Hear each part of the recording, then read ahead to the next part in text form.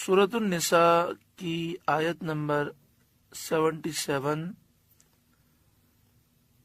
سورۃ النساء کا 11واں رکوع اور 5ویں پارے کا 8واں رکوع۔ اللہ رب العالمین نے ارشاد فرمایا، الم تر الی الذین، کیا آپ نے انہیں نہ دیکھا، قیل لہم، جن سے کہا گیا، کفو ایدیکم، اپنے ہاتھ روک لو، یعنی ابھی جہاد نہ کرو، اپنے ہاتھ جہاد سے ابھی روک لو۔ مشرکین مکہ مکرمہ میں مسلمانوں کو بہت تکلیفیں دیتے تھے۔ ہجرت سے پہلے صحابہ کرام کی ایک جماعت نے حضور صلی اللہ علیہ وآلہ وسلم کی خدمت میں عرض کیا کہ آپ صلی اللہ علیہ وآلہ وسلم ہمیں کافروں سے لڑنے کی اجازت دیجیے، انہوں نے ہمیں بہت ستایا ہے، بہت تکلیفیں دی ہیں، یہ ہمیں بہت اذیتیں دیتے ہیں۔ حضور صلی اللہ علیہ وسلم نے فرمایا، ان کے ساتھ جنگ کرنے سے ہاتھ روکو، نماز و زکوٰۃ جو تم پر فرض ہے وہ ادا کرتے رہو۔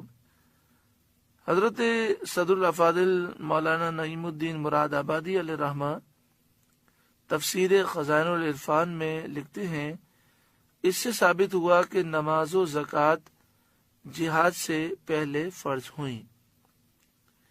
الم تر الی الذین قیل لہم کفوا ایدیکم، کیا آپ نے انہیں نہ دیکھا جن سے کہا گیا اپنے ہاتھ روک لو، یعنی ابھی تم جہاد نہ کرو، وَأَقِیمُوا الصَّلَاةَ، اور نماز قائم رکھو، وَآتُوا الزَّکَاةَ، اور زکوٰۃ دو۔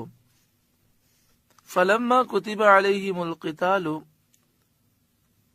پھر جب ان پر جہاد فرض کیا گیا ہجرت کے بعد مدینہ منورہ میں، اور بدر شریف کی حاضری کا حکم دیا گیا، پھر اس کے بعد احد شریف کی حاضری کا، پھر اس کے بعد اور جنگیں ہوئی اور غزوات ہوئے۔ اذا فریق منہم یخشون الناس،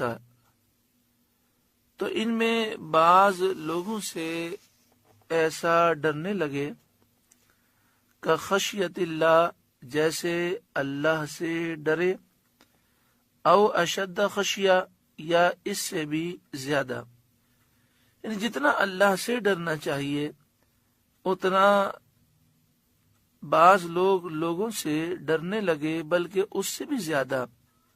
جب انہیں جہاد کا حکم دیا گیا تو انہیں اپنی جان کا خوف پیدا ہوا۔